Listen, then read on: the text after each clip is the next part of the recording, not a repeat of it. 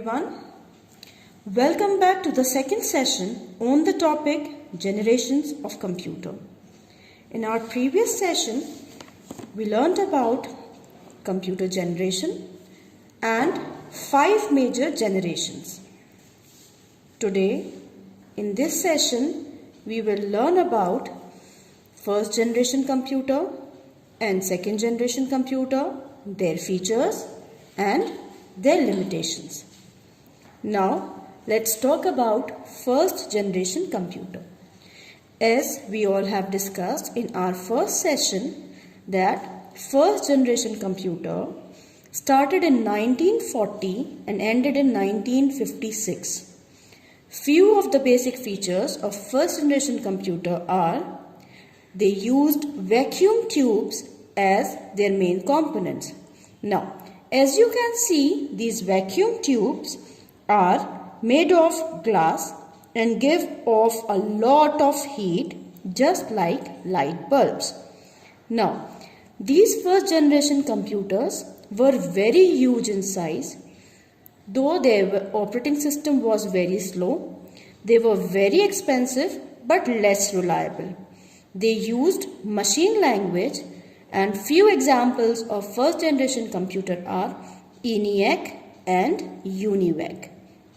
This is ENIAC, and now let's discuss about the first computer which was discovered or designed under first generation.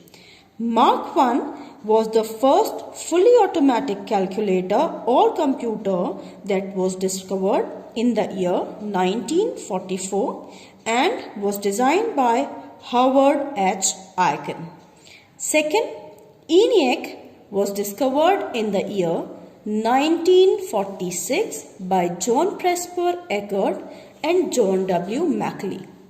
Full form of ENIAC is Electronic, Numerical, Integrator and Computer.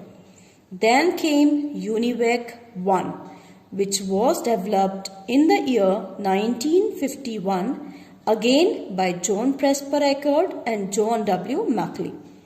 The full form of UNIVAC is Universal Automatic Computer.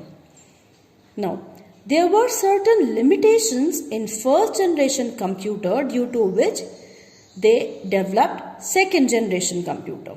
Let's discuss about the limitations of first generation computer.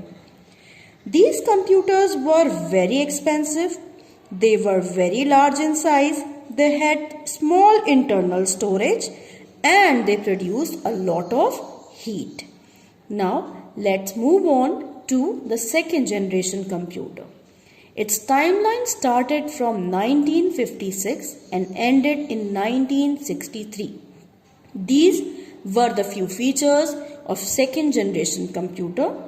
The main component they used was transistor. Though they were very small in size as compared to first generation, their operating system was faster than first generation.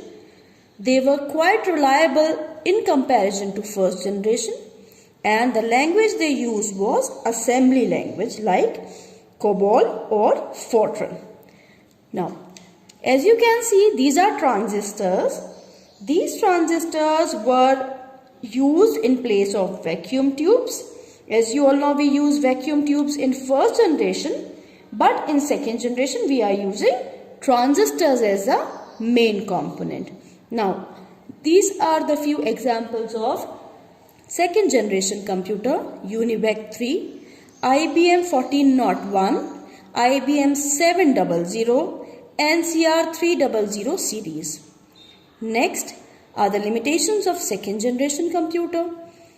Their speed was still slow, their memory was less, and they also produced a lot of heat like first generation computer.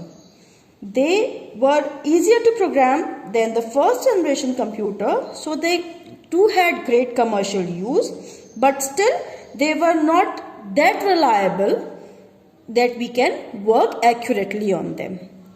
Now, children, I am sharing this assignment with you.